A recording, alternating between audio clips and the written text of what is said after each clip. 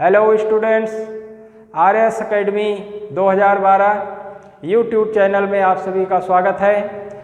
आज हम लोग साइकोलॉजी में मोटिवेशन अभिप्रेरणा के विषय में डिस्कस करेंगे। तो मोटिवेशन में हम लोग सबसे पहले क्या देखेंगे, उसकी मीनिंग या उसका अर्थ। मीनिंग में हम देखते हैं तो मोटिवेशन जो शब्द है यह लैटिन शब्द मोटम धातु से इसकी उत्पत्ति मानी गई है। मोटम से, मोटम शब्द का अगर हम अर्थ देखते हैं, मूव और मोशन, मूव और मोशन, यानी अगर हम देखते हैं इसका शाब्दिक अर्थ तो मोटिवेशन जो कि मोटम शब्द से बना है। मोटम शब्द का दो अर्थ है, मूव और मोशन, यानी कि यह एक ऐसी प्रक्रिया है जो किसी व्यक्ति को गतिशील बना देती है। मोटिवेशन जो होता है किसी स्टिमुलस से उत्पन्न वह उत्तेजित अवस्था है जो किसी व्यक्ति को कार्य करने के लिए प्रेरित करती है। तो ये इसका शाब्दिक अर्थ हो गया। अगर हम मनोवैज्ञानिक अर्थ इसका देखते हैं तो मोटिवेशन जो है वह आंतरिक उत्तेजना होती है या वह आंतरिक शक्ति होती है जो किसी व्यक्ति को कोई कार्य या व्यवहार करने के लिए प्रेरित करती है। यह एक अदृश्य शक्ति है जिसको देखा नहीं जा सकता, लेकिन इस पर आधारित व्यवहार या कार्य का अनुमान लगाया जा सकता। तो मोटिवेशन किसी कार्य को आरंभ करने के लिए, उसको जारी रखने के लिए या उसको नियमित करने की एक प्रक्रिया होती है, और इसी मोटिवेशन के कारण कोई भी व्यक्ति किसी लक्ष्य को प्राप्त करता है। तो इस तरह से हम देखते हैं तो मोटिवेशन जो है किसी कार्य या व्यवहार के लिए सबसे आवश्यक तत्व होता है। तो मोटिवेशन का महत्व पूरे जीवन में सभी व्यक्ति या किसी भी जीवधारी के लिए आवश्यक होता है। अब हम देखेंगे मोटिवेशन की परिभाषा या definition of motivation. Definition Skinner के अनुसार अगर देखा जाए तो इन्होंने मोटिवेशन को कैसे परिभाषित किया है, अभिप्रेरणा अधिगम के लिए सर्वोत्कृष्ट राजमार्ग है। अभिप्रेरणा अधिगम के लिए, तो अभिप्रेरणा अधिगम के लिए सर्वोत्कृष्ट राजमार्ग है। अधिगम का मतलब क्या है, लर्निंग या सीखना, यानी अभिप्रेरणा जो है वह सीखने के लिए या अधिगम के लिए सर्वोत्कृष्ट राजमार्ग है। इसके बाद अगली जो हम परिभाषा देखेंगे ये है गुड की। गुड, तो गुड के अनुसार अगर हम देखते हैं तो गुड ने अभिप्रेरणा को कैसे परिभाषित किया है, अभिप्रेरणा किसी कार्य को आरंभ करने, जारी रखने और उसे नियमित करने की प्रक्रिया है। अभिप्रेरणा किसी कार्य को आरंभ करने, जारी रखने एवं नियमित करने की प्रक्रिया है। तो ये परिभाषा है गुड की। अभिप्रेरणा किसी कार्य को आरंभ करने, जारी रखने या नियमित करने की प्रक्रिया है। इसके बाद एक और मनोवैज्ञानिक हैं बर्नार्ड। इन्होंने कैसे परिभाषित किया है, जिस लक्ष्य के प्रति कभी कोई आकर्षण नहीं था उस लक्ष्य के प्रति कार्य करने की उत्तेजना ही अभिप्रेरणा है। जिस लक्ष्य के प्रति पहले कोई आकर्षण नहीं था, उस लक्ष्य के प्रति कार्य करने की उत्तेजना ही अभिप्रेरणा है। तो जब किसी लक्ष्य के प्रति हमारा इसके पहले कोई आकर्षण नहीं है, लेकिन अगर किसी के द्वारा मोटिवेट किया जाता है, उसके लाभ और हानि को बताया जाता है, हमारी आंतरिक शक्ति को बताया जाता है या मोटिवेट किया जाता है हमें, तो उस लक्ष्य के प्रति हमारी कार्य करने की एक उत्तेजना जागृत हो जाती है, और वही होती है अभिप्रेरणा। मुख्य मनोवैज्ञानिक हैं जो अभिप्रेरणा को अपने अपने शब्दों में, अपने अपने विचारों से उसको परिभाषित किया है।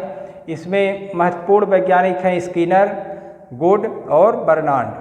तो ये तीन परिभाषाएं आपको याद रखें। तो इसका स्क्रीनशॉट लेना है तो ले लीजिए। अब हम लोग देखेंगे अभिप्रेरणा के कार्य या फंक्शन ऑफ मोटिवेशन। अप्रेड़ा का बहुत ही महत्वपूर्ण कार्य है। इसका पहला कार्य क्या है? अप्रेड़ा हमारे ध्यान को केंद्रित करने में सहायक होता है। यानी जब कोई हम कार्य करते हैं, अगर हम मोटिवेट होते हैं तो उस कार्य करने में हमारा ध्यान केंद्रित होता है। तो ध्यान को केंद्रित कराने का काम मोटिवेशन करता है। तो पहला काम इसका है ध्यान केंद्रित करने में सहायक, ध्यान केंद्रित करने में सहायक। इसके बाद दूसरा कार्य हम देखते हैं, यह उद्देश्यपूर्ण व्यवहार को प्रदर्शित करने के लिए प्रेरित करता है। दूसरा कार्य इसका है उद्देश्यपूर्ण व्यवहार करने, दूसरा कार्य इसका है उद्देश्यपूर्ण व्यवहार करने में सहायक। तीसरा कार्य, अप्रेड़ा जो होती है व्यवहार में निरंतरता को लाती है, व्यवहार में निरंतरता लाती है। इसका मतलब क्या है? जब हम कोई कार्य करना चालू करेंगे तो लगातार उसको अगर हम करेंगे तो अपने लक्ष्य तक आसानी से पहुंच सकते हैं। यानी जो भी व्यवहार हमारा होगा या कार्य होगा उसमें निरंतरता हमेशा बनी रहती है। किस कारण से ये बनी रहती है?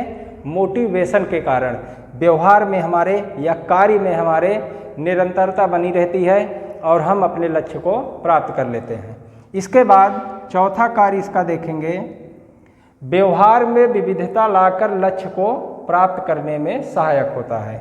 व्यवहार में विविधता लाकर लक्ष्य प्राप्ति में सहायक, व्यवहार में विविधता लाकर लक्ष्य प्राप्ति में सहायक। इसका मतलब क्या है? जैसे किसी लक्ष्य को हमको प्राप्त करना है तो हम उस लक्ष्य को प्राप्त करने के लिए तरह तरह के व्यवहार या तरह तरह के कार्य करने के लिए प्रेरित होते हैं जब तक कि वो लक्ष्य हमको हासिल नहीं हो जाता है। तो व्यवहार में विविधता लाकर लक्ष्य को प्राप्त करने में सहायक होता है मोटिवेशन। इसके बाद पांचवा कार्य इसका देख लीजिए। पांचवा कार्य इसका सबसे महत्वपूर्ण क्या है? चरित्र के निर्माण में सहायक, चरित्र निर्माण में सहायक। तो हमारे परिवार में, हमारे समाज में या हमारे टीचर, हमारे गुरु, हमारे बड़े भाई बहन या जो भी हमारे मित्र होते हैं वो हमको तरह तरह के उदाहरण देकर, अच्छे बुरे उदाहरण देकर हमारे कैरेक्टर को, हमारे चरित्र को अच्छा बनाने के लिए हमेशा हमको मोटिवेट करते हैं या व्यक्ति को मोटिवेट किया जाता है। इसके बाद छठवां कार्य इसका देख लीजिए। मोटिवेशन व्यक्तित्व निर्माण की आधारशिला है, व्यक्तित्व निर्माण की आधारशिला है। धरती पर बहुत से महान पुरुषों ने जन्म लिया है। उनके जीवन के बारे में बताकर, उनके कर्मों के बारे में बताकर, उनके व्यवहार के बारे में बताकर किसी भी व्यक्ति को मोटिवेट किया जाता है और इससे क्या होता है? उस व्यक्ति का जो व्यक्तित्व है वो निखरता है। यानी मोटिवेशन व्यक्तित्व निर्माण के लिए एक आधारशिला के रूप में कार्य करता है। तो इस तरह से मोटिवेशन के इतने कार्य हैं और इन्हीं के द्वारा कोई व्यक्ति अपने जीवन में किसी भी लक्ष्य को हासिल कर सकता है। अब हम लोग क्या देखेंगे? सोर्सेज ऑफ मोटिवेशन यानी अप्रेड़ा के स्रोत। तो इसमें देखेंगे अप्रेड़ा का जो स्रोत होता है ये 4 होता है। कितना? 4। पहला होता है आवश्यकता। पहला क्या है? आवश्यकता या नीड। पहला जो स्रोत है मोटिवेशन का वो होती है आवश्यकता। व्यक्ति के शरीर के अंदर किसी चीज़ का अभाव या ज़रूरत ही आवश्यकता कहलाती है। जैसे शरीर में पानी की कमी हो जाना, पानी का जो अभाव है यही उसकी आवश्यकता है। या शरीर में भोजन की कमी हो गई तो ये है आवश्यकता। तो आवश्यकता हम देखते हैं तो यह हमारे शरीर में किसी चीज़ की ज़रूरत या अभाव होता है। आवश्यकता जो है हमारे शरीर में किसी चीज़ की ज़रूरत या अभाव होता है और इसके होने पर हमारा जो शरीर है असंतुलित हो जाता है या तनाव महसूस करता है। जैसे हमारे शरीर में पानी की कमी हो गई तो हमको प्यास लगती है, यानी हमारे शरीर में पानी की आवश्यकता होती है। इसके बाद अगर हमारे शरीर में भोजन की कमी हो गई या अभाव हो गया तो हमको भूख लगेगी, यानी हमको भोजन की आवश्यकता है। जब हमारे शरीर में थकावट हो जाएगी तो हमको आराम की आवश्यकता है।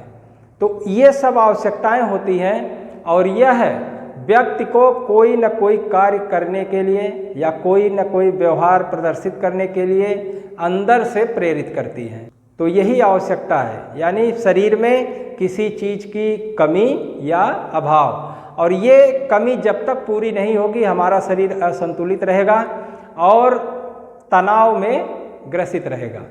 तो ये हो गई आवश्यकता। इसके बाद दूसरा है चालक, ड्राइव। चालक या ड्राइव, इसको अंतर्नोद भी कहते हैं। चालक या अंतर्नोद मोटिवेशन का स्रोत है। अब देखिए, जब शरीर में किसी चीज़ का अभाव होगा उसको हम क्या कहते हैं? आवश्यकता। या किसी चीज़ की कमी होगी, किसी चीज़ की ज़रूरत होगी, वही आवश्यकता है। और जब ये आवश्यकता होती है तो एक चालक एक्टिवेट हो जाता है शरीर में। क्या होगा? एक चालक, ये चालक एक्टिवेट हो जाएगा या सक्रिय हो जाएगा, और यही चालक या अंतर्नोद या ड्राइव मनुष्य या व्यक्ति के शरीर को क्रियाशील बना देता है या उसके शरीर को एक्टिव बना देता है किसी कार्य को करने के लिए। यानी जब शरीर में किसी चीज़ की ज़रूरत है या आवश्यकता है तो एक्टिवेट होगा ड्राइव, और यह क्या करेगा? व्यक्ति को कार्य करने के लिए प्रेरित करेगा या व्यवहार करने के लिए प्रेरित करेगा। जब चालक शांत हो जाएगा तब आवश्यकता पूरी हो जाती है। अगर जब तक चालक शांत नहीं होगा तब तक आवश्यकता जान लो पूरी नहीं हुई है। तो चालक को शांत करने के लिए व्यक्ति का शरीर हमेशा कार्य करने के लिए प्रेरित रहेगा, और प्रेरित करने का काम यही चालक करता है। जैसे पानी की कमी, ये आवश्यकता है। अब पानी की कमी होने पर प्यास लगेगी, व्यक्ति को प्यास लगेगी। प्यास ये चालक है। प्यास क्या है? चालक है। पानी की कमी आवश्यकता है, प्यास चालक है, ड्राइव है। और ये प्यास के नाते व्यक्ति कोई कार्य तब तक करेगा जब तक ये शांत नहीं होगा। अब शांत कैसे होगा? यानी उसको पानी मिल जाए, पानी की कमी भी पूरी हो जाएगी। इसी की तरह भोजन की ज़रूरत यह आवश्यकता है, इसके कारण भूख लगती है। भूख ये ड्राइव है, ये चालक है, और ये भूख भोजन से जाएगी। भूख जब तक नहीं शांत होगी तो भोजन की ज़रूरत या भोजन की कमी जो शरीर में है वो भी खत्म नहीं होगी। तो भूख को शांत किया जाता है। भूख एक क्या है? चालक है। भोजन की कमी आवश्यकता है, भूख एक चालक है। उसी तरह से अगर शरीर थक गया है, थकना आवश्यकता है और आराम चालक है। जब तक आराम नहीं मिलेगा तब तक शरीर थका रहेगा। आराम मिल जाएगा तो जो शरीर में कमी है, थकान हुआ है, वो खत्म हो जाएगी। इसके बाद तो इस तरह से ड्राइव है, यानी चालक जब तक शांत नहीं होता है तब तक कोई व्यक्ति कार्य या व्यवहार करने के लिए अंदर से प्रेरित रहेगा। जैसे मान लीजिए प्यास लग गई या शरीर में पानी की आवश्यकता है या कमी हो गई है, तो व्यक्ति को प्यास लगेगी और व्यक्ति वह क्रियाशील हो जाएगा, अंदर से पानी की खोज में चालू रहेगा। जब तक उसको पानी नहीं मिल जाएगा, उसकी प्यास या ड्राइव उसका शांत नहीं होगा, तब तक व्यक्ति कोई न कोई कार्य या व्यवहार करता रहेगा। उसी तरह से भोजन की आवश्यकता है तो भूख लगेगी। भूख एक ड्राइव है जो कि व्यक्ति को एक्टिवेट करेगा या सक्रिय बना देगा कोई कार्य व्यवहार करने के लिए, और जब तक उसको भोजन नहीं मिल जाएगा तब तक वह कोई कार्य या व्यवहार करता रहेगा। जैसे ही भोजन मिलेगा भूख उसकी शांत हो जाएगी और भोजन की जो ज़रूरत थी वो पूरी हो जाएगी। इसके बाद तीसरा क्या है? प्रोत्साहन। प्रोत्साहन या इंसेंटिव। अब देखिए, पानी की कमी आवश्यकता है, भोजन की कमी शरीर में आवश्यकता है, शरीर थक गया है ये आवश्यकता है, और पानी की कमी होने पर प्यास चालक है या ड्राइव है। भोजन की कमी शरीर में होती है तो भूख ये चालक है या ड्राइव है। इसके बाद प्रोत्साहन वातावरण में उपस्थित ऐसा तत्व होता है जो चालक को शांत करता है। जैसे पानी की आवश्यकता है, प्यास लगेगी, चालक क्या है? प्यास। अब प्यास को शांत करने के लिए पानी चाहिए, यही प्रोत्साहन है। पानी क्या है? प्यास को खत्म कर देगा, शांत कर देगा। तो पानी क्या है? प्रोत्साहन। भूख लगने पर भोजन की आवश्यकता है, भूख लगेगी, भूख चालक है। अब भूख को शांत करने का काम कौन करेगा? भोजन। और यही भोजन जो है ये प्रोत्साहन है, भूख को शांत कर देगा। चौथा क्या है? मोटिव्स। अब प्रेरक जो होता है यह ऊपर के तीनों का, आवश्यकता, चालक, प्रोत्साहन, तीनों का योग होता है।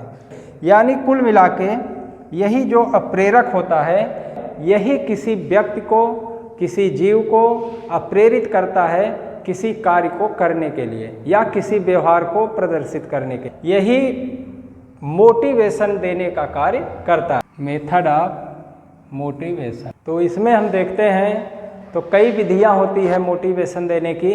पहली देखिए, रुचि का विकास करना, यानी development of interest, development of interest.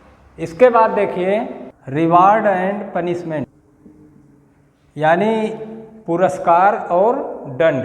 Reward मतलब पुरस्कार, पनिशमेंट मतलब दंड।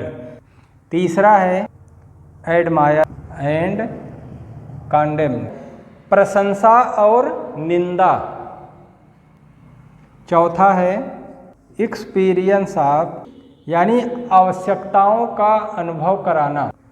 पांचवा है competition and cooperation, competition and cooperation, यानी प्रतियोगिता और सहयोग। इसके बाद छठवां है पार्टिसिपेट इन सोशल वर्क। तो इतनी विधियां या इतने मेथड्स होते हैं जिसके द्वारा मोटिवेशन प्रोवाइड किया जाता है। पहला देखिए डेवलपमेंट ऑफ इंटरेस्ट। किसी व्यक्ति के अंदर किसी कार्य के प्रति यदि कोई इच्छा नहीं है या कोई जिज्ञासा पहले से नहीं है, उसको हम मोटिवेट करें, उसकी अच्छाई बुराई को बताएं, उसका कितना लाभ है अगर ये बताया जाए, और व्यक्ति के अंदर की शक्ति का ज्ञान कराया जाए, उसको तरह तरह से मोटिवेट किया जाए, तो क्या होता है उसके अंदर एक रुचि का विकास हो जाता है, उस कार्य को करने की उत्तेजना जागृत होती है। यानी जिसके विषय में वो कभी इसके पहले सोचा भी नहीं होगा, लेकिन उस कार्य के प्रति उसकी अगर रुचि उत्पन्न हो गई तो रुचि का विकास करके हम किसी व्यक्ति को मोटिवेट करके कोई नया कार्य या व्यवहार करवा सकते हैं। इसके बाद देखिए रिवार्ड एंड पनिशमेंट, यानी अगर कोई व्यक्ति या बालक अगर अच्छा कार्य करता है तो उसको पुरस्कार हमेशा देना चाहिए या रिवार्ड उसको मिलना चाहिए। अगर वह गलत कार्य करता है तो उसको पनिशमेंट भी मिलना आवश्यक है। दोनों ही मोटिवेशन होते हैं। जैसे अगर कोई अच्छा कार्य करेगा उसको पुरस्कार मिलेगा, तो रिवार्ड के द्वारा अच्छे कार्यों को बढ़ावा मिलता है, और पनिशमेंट ये भी एक मोटिवेशन ही होता है। जैसे अगर कोई बालक गलत कार्य करता है तो उसको दंडित करना चाहिए, तो अच्छे कार्य पर रिवार्ड मिलना चाहिए, पुरस्कार मिलना चाहिए, गलत कार्य पर पनिशमेंट मिलना चाहिए। दोनों मोटिवेशन का कार्य करेंगे। एक अच्छे कार्य को बढ़ावा देगा, दूसरा गलत कार्यों को कम करेगा या रोकेगा। तो दोनों ये मोटिवेशन के काम करते हैं और इसके द्वारा व्यक्ति को मोटिवेट किया जा सकता है। इसके बाद एडमायर एंड कंडेम, एकदम सेम वही चीज़ें हैं, दोनों जान लीजिए। जैसे अगर कोई अच्छा कार्य करता है तो उसके कार्यों की प्रशंसा की जानी चाहिए, इससे वो मोटिवेट होकर अच्छे कार्यों को ज़्यादा करने का प्रयास करेगा। और अगर वो गलत कार्य करता है तो उसकी निंदा भी होनी चाहिए, उसकी शिकायत भी होनी चाहिए। तो इससे क्या होगा, वो गलत कार्यों को कम करने का प्रयास करेगा। तो एडमायर और कंडेम के द्वारा भी व्यक्ति को मोटिवेट किया जाता है और अच्छे कार्यों को बढ़ावा दिया जाता है, गलत कार्यों को रोका जाता है।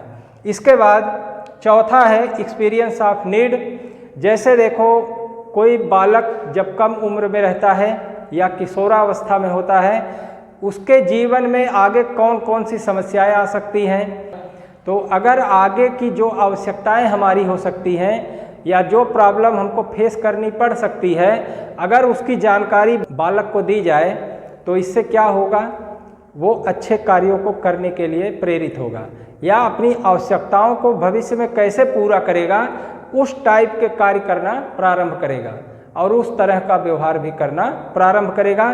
तो आवश्यकताओं का अनुभव कराकर व्यक्ति को मोटिवेट किया जाता है अच्छे कार्यों को करने के लिए। इसके बाद पांचवा है कंपटीशन एंड कोऑपरेशन, यानी प्रतियोगिता और सहयोग। जब कोई बालक या व्यक्ति किसी प्रतियोगिता में भाग लेता है तो कंपटीशन में भाग लेने से व्यक्ति अंदर से मोटिवेट होता है और जो पास पड़ोस के लोग, समाज के लोग होते हैं, वो भी उसको मोटिवेट करते हैं अगर वो कंपटीशन में भाग लिया है। जब भी वो अच्छा प्रदर्शन करेगा तो सभी लोग उसका बखान करेंगे, उसकी प्रशंसा करेंगे। तो इससे व्यक्ति क्या होता है, मोटिवेट होता है और उस कार्य को और अच्छे ढंग से प्रदर्शित करने के लिए अंदर से प्रेरित होता है। इसके बाद देख लीजिए कोऑपरेशन या सहयोग। सहयोग में क्या होता है, जैसे अगर कोई व्यक्ति नया कार्य करना प्रारंभ करे या करने की इच्छा रखता है तो मोटिवेशन इससे भी मिलता है। अच्छे कार्य करेगा तब भी सहयोग के द्वारा मोटिवेट होगा और गलत कार्य अगर व्यक्ति करता है तब भी सहयोग के द्वारा मोटिवेट होकर गलत कार्य कर सकता है। तो सहयोग के द्वारा व्यक्ति को मोटिवेट किया जा सकता है, लेकिन व्यक्ति को गलत तरीके से या गलत कार्य करने के लिए सहयोग नहीं देना चाहिए, नहीं तो क्या होगा, समाज में गलत कार्यों को बढ़ावा मिलेगा। इसके बाद देखिए पार्टिसिपेट इन सोशल वर्क, यानी जब कोई व्यक्ति किसी सामाजिक कार्य में अगर भाग लेता है तो वहाँ भी वह मोटिवेट होता है और कार्य को अच्छी तरह से करता है और अच्छे व्यवहार का प्रदर्शन करता है। क्योंकि जब कोई अकेले रहेगा तो उसका कार्य व्यवहार अलग होता है, लेकिन अगर सामाजिक कार्यों में अगर वो भाग लिया है तो वहाँ पर उसका कार्य व्यवहार अलग होगा, पूरे समाज की देखरेख में होगा। इसलिए वह हमेशा अच्छा कार्य करने का प्रयास करेगा, अच्छा व्यवहार करने का प्रयास करेगा। तो अगर हम पार्टिसिपेट करते हैं सोशल वर्क में तो हम वहाँ पर भी मोटिवेट होते हैं। इस तरह से मेथड्स ऑफ मोटिवेशन है, यानी इतने तरीकों से किसी व्यक्ति या बालक या किसी प्राणी को मोटिवेट किया जा सकता है। तो अब इसके बाद हम लोग क्या देखेंगे, अभिप्रेरक या मोटिव्स। अभिप्रेरक जो होता है ये दो भागों में बांटा गया। पहला बायोलॉजिकल मोटिव्स और दूसरा है साइकोसोशियल मोटिव्स का अर्थ है मनोसामाजिक अभिप्रेरक। जो बायोलॉजिकल मोटिव्स होता है ये कई भागों में बांटा गया है। पहला है हंगर मतलब भूख, दूसरा है थर्स्ट यानी प्यास, तीसरा है स्लीप या निद्रा, चौथा है उत्सर्जन या एक्सक्रीशन, इसके बाद सेक्स या काम। तो ये सब है बायोलॉजिकल मोटिव्स। हंगर की हिंदी है भूख, थर्स्ट की प्यास, स्लीप मतलब निद्रा और एक्सक्रीशन यानी उत्सर्जन या मल मूत्र का त्याग करना, सेक्स यानी काम। तो इस तरह से बायोलॉजिकल जो मोटिव्स होते हैं ये 5 तरह के होते हैं।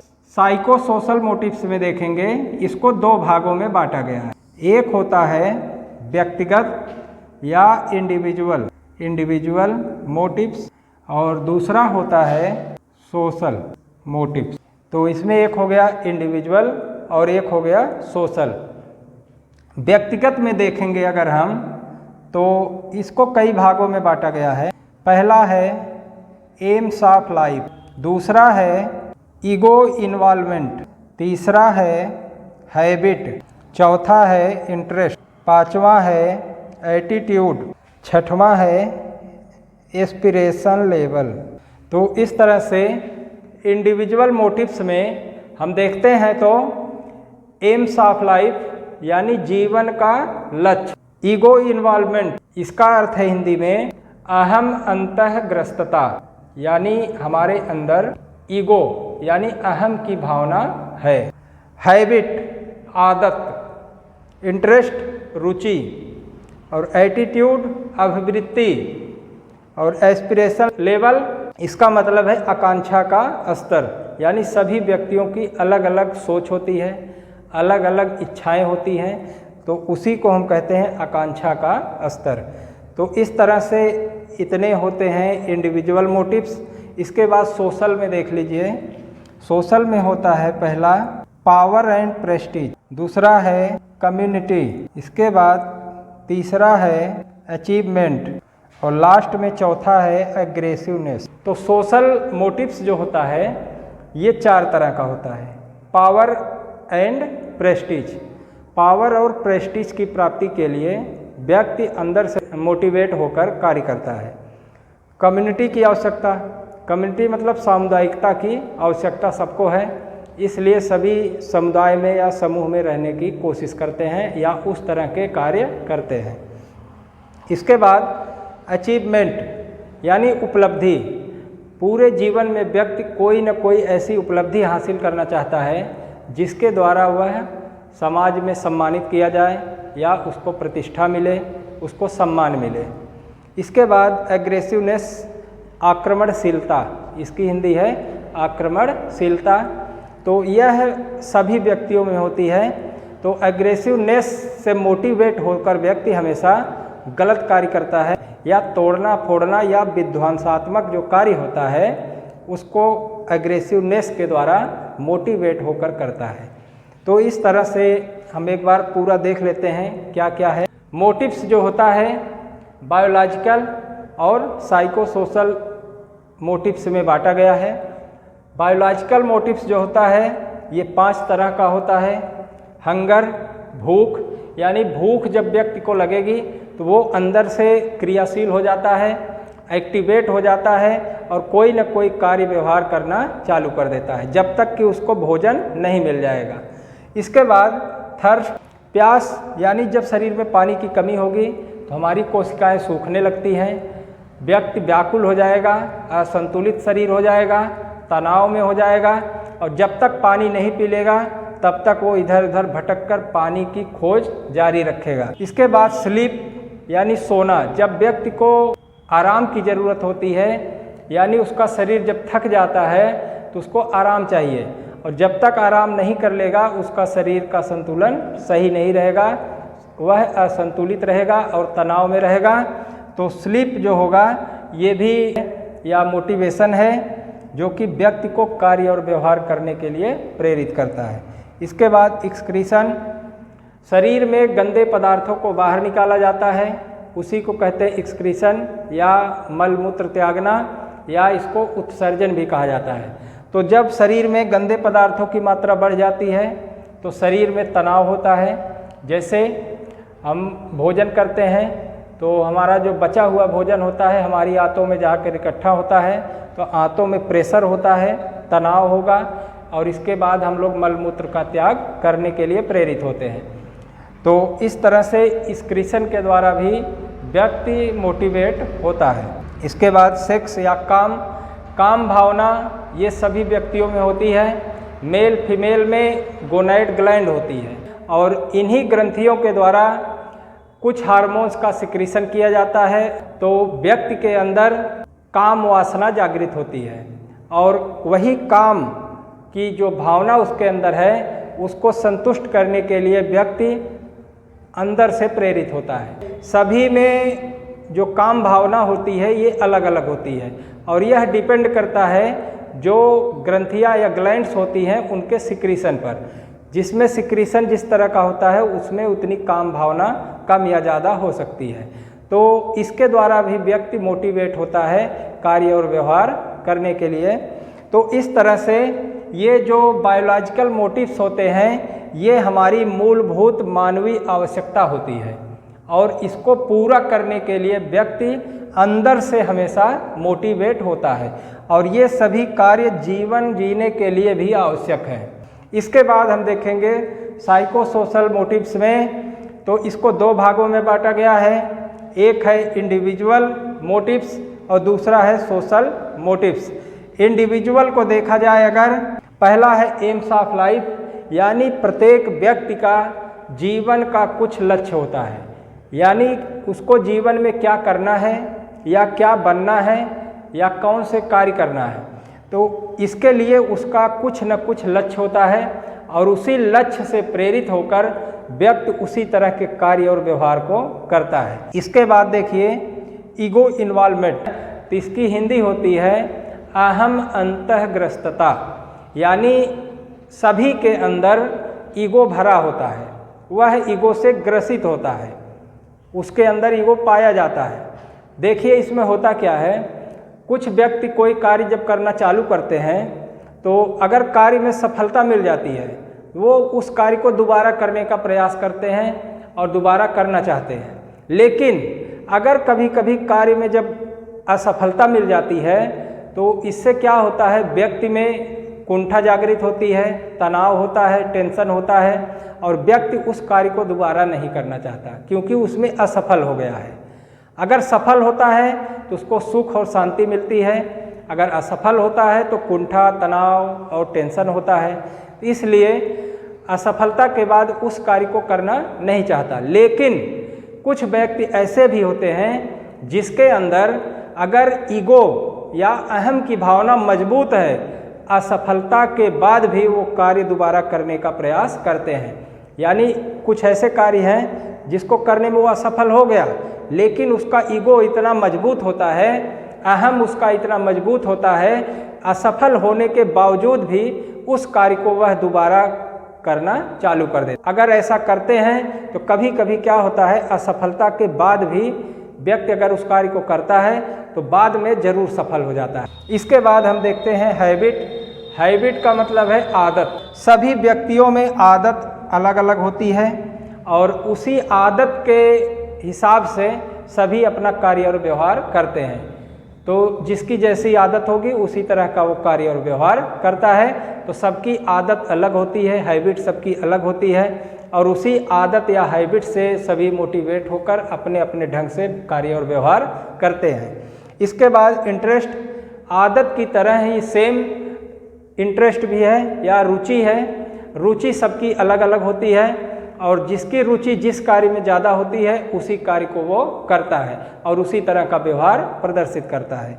इसके बाद एटीट्यूड, अभिवृत्ति। सभी व्यक्तियों और कार्यों के प्रति किसी भी व्यक्ति की दो तरह की मनोवृत्ति होती है, दो तरह की इच्छाएं या मानसिकता होती है। तो दो होती है, एक अनुकूल मनोवृत्ति और दूसरी प्रतिकूल मनोवृत्ति। अगर देखिए अनुकूल मनोवृत्ति है तब क्या करेगा, व्यक्ति उस कार्य को या उस व्यक्ति की बखान करेगा, उस कार्य को करना चाहेगा। अगर जिस कार्य के प्रति, जिस व्यक्ति के प्रति उसकी अनुकूल मनोवृत्ति है, अनुकूल मानसिकता है, तो उसकी वो बखान करेगा, उस कार्य को करना चाहेगा।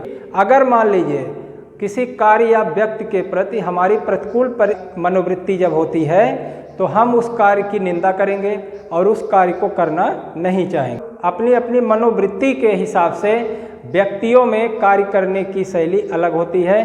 जिस कार्य में उसकी मनोवृत्ति अनुकूल होगी उस कार्य को करेगा, जिस कार्य में उसकी मनोवृत्ति प्रतिकूल होगी उस कार्य को वो नहीं करेगा। तो इस तरह से सभी का अलग अलग अपना अपना एटीट्यूड होता है और उसी के हिसाब से सभी मोटिवेट होकर तरह तरह के कार्य और व्यवहार को प्रदर्शित करते हैं। इसके बाद एस्पिरेशन लेवल, यानी ये है आकांक्षा का स्तर।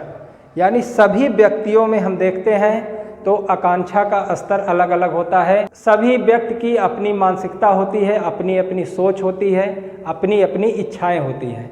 तो इन्हीं इच्छाओं को आकांक्षा का स्तर कहा जाता है, जो कि सबका अलग अलग हो। आकांक्षा का जो स्तर है ये दो चीज़ों पर डिपेंड करता है, पूर्व का अनुभव और समूह। जैसे कोई कार्य अगर हम करना चालू करते हैं, अगर हमको पहले का थोड़ा बहुत अनुभव है उस कार्य के प्रति, तो उस कार्य को हम बहुत आसानी से करेंगे और जल्दी करेंगे। लेकिन अगर इसके पहले का कोई अनुभव नहीं है तो उस कार्य को हमको करने में कठिनाई होगी और उस कार्य में हमको टाइम भी ज़्यादा लगेगा। तो अगर हम कोई भी कार्य करते हैं, पूर्व का अनुभव इसमें कार्य करता है और आकांक्षा का स्तर भी हमारा उसी तरह का होगा। अगर हमारा पूर्व का अनुभव है तो आकांक्षा का स्तर ऊंचा होगा, अगर पूर्व का अनुभव नहीं है तो आकांक्षा का स्तर या हमारी सोच भी बड़ी नहीं हो पाएगी। तो पूर्व का अनुभव इस पर बहुत काम करता है। हमारे आकांक्षा के स्तर को बढ़ाने का काम पूर्व का अनुभव ही करता है। तो दूसरी चीज़ इसमें देखते हैं अगर हम, तो इसमें समूह काम करता है। यानी कोई व्यक्ति किस समूह में रहता है, अगर वो अच्छे समूह में रहता है तो उसका जो आकांक्षा का स्तर होगा ऊंचा होगा।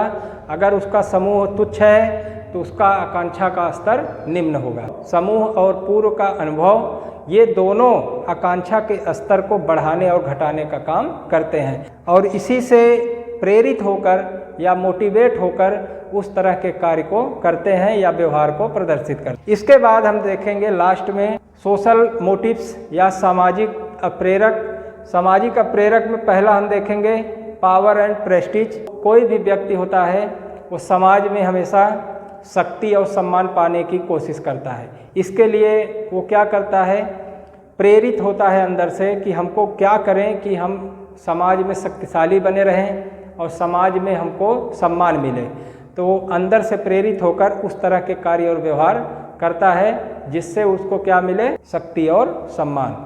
तो ये भी मोटिवेशन का काम करती है पावर एंड प्रेस्टीज, और इसी के आधार पर व्यक्ति अपने जीवन में कार्य और व्यवहार करता है। इसके बाद कम्युनिटी की आवश्यकता या कम्युनिटी मतलब सामुदायिकता। कोई भी व्यक्ति समूह में रहना चाहता है क्योंकि समूह में रहने से उसकी जीवन की सभी ज़रूरतें पूरी होती हैं। तो इसीलिए व्यक्ति हमेशा समूह में रहने के लिए प्रेरित रहता है अंदर से और उसी तरह के कार्य और व्यवहार करता है। इसके बाद अचीवमेंट, उपलब्धि।